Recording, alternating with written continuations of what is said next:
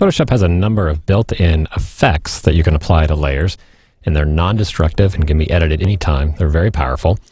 Let's show you the most common one. That's probably the drop shadow. So I'm going to select this dahlia layer up here, this pink layer. I'll turn it on and off so you can see which one I'm talking about. And we want to add a drop shadow so it looks like this is floating above that background image. To do that, you'll go down to the bottom of the Layers panel, and there's this little Effects button or icon. And if you click on that, that pops open a menu where you can choose from all the built-in effects available inside Photoshop. So there's drop shadow. Let's go ahead and choose that. And this will open up a very large dialog box called the Layer Style dialog box. Styles are a collection of effects. So each one of these things over on the left are different effects. So there's a drop shadow effect, an inner shadow effect, an outer glow, and so on. And then later on, you'll learn that these can be saved. All these collection of choices that you can make in this dialog box can be saved as something called a layer style. So we'll get to that later. First, let's talk about the drop shadow. When you chose drop shadow from that pop-up menu at the bottom of the Layers panel, it opened up the Layer Style dialog box and automatically turned on the drop shadow effect. So you can turn that on and off by clicking the little checkbox next to the actual name. And then there's a bunch of controls for any particular effect that you've chosen. So the blend mode, the color, the opacity, the angle, and so forth.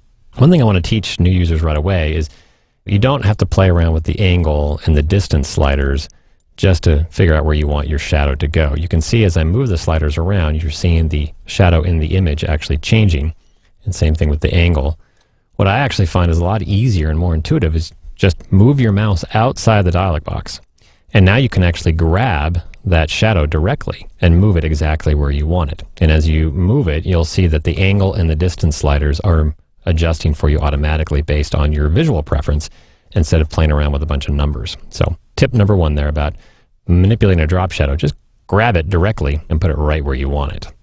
So the default opacity is a little bit dark here at 75%, and the default color is black. I may want to actually change the color of that drop shadow to be something more natural to this image. So if I click on the color chip next up here in the dialog box, that brings up a color picker.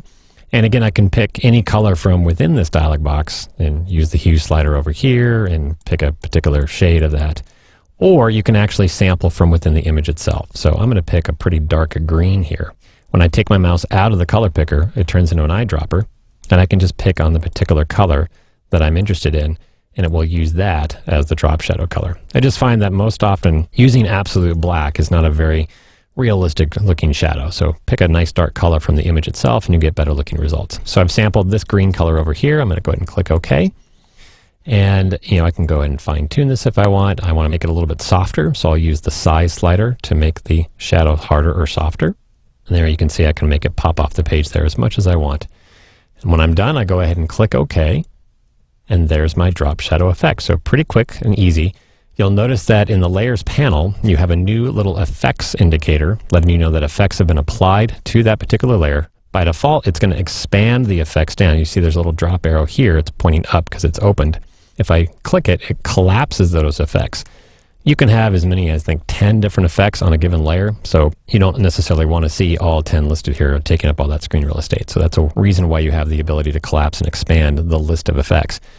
Now, I said earlier these are non-destructive, which means you can go back and edit their values at any time. To do that, simply double-click on the specific effect that you want to edit. Now, since we only have one here, it's just drop shadow.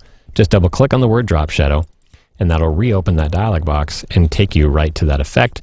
There's the last settings you use, so if you want to make it a little bit harder, I can adjust the size. If I want to make the distance just a little bit less far away, anything that you've chosen here can be changed. It's completely up to you. Go ahead and click OK, and now that's in effect. So, drop shadow, very simple. Bottom of the Layers panel, click on the effects icon, choose the effect you want, pops open that dialog box, start editing away.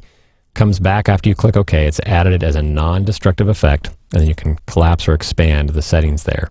You can even turn the drop shadow effect off right within the Layers panel as well. So if you have more than one effect, let's say you have a drop shadow and a glow and a border and a stroke and all that, you can turn all the effects off just by clicking on the eye next to the word effects. Or you can turn on and off individual effects just by clicking on the eye next to that specific effect.